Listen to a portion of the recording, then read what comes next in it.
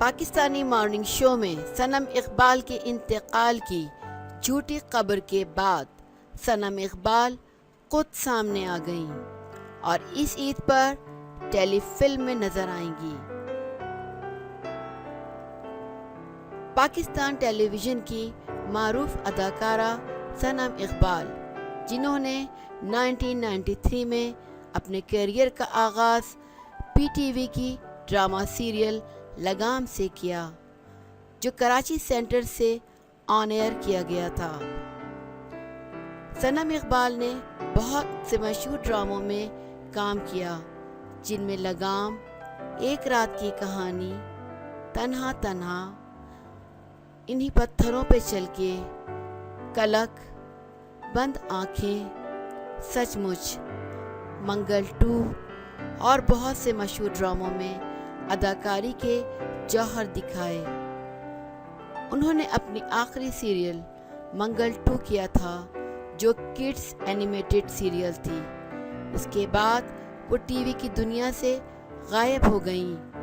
फिर निदा यासिर के शो में ये खबर मिली कि उनका इंतकाल हो गया है, मगर ये खबर झूठ पर मबनी थी।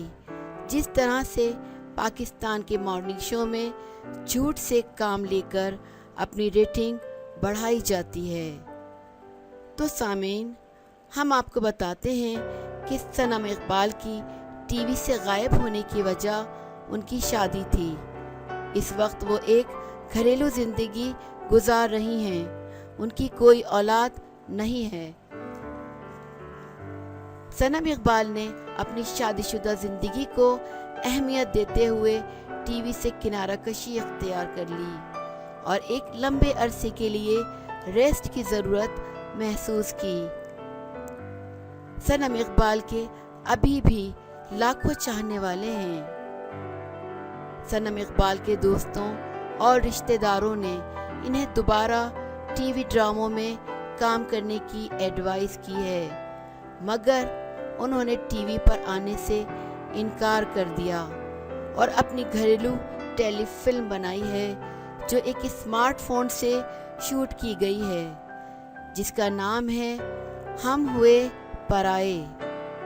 जी सामीन, सुनने में आया है कि इस ईद पर ये टेलीफिल्म यूट्यूब पर रिलीज होगी।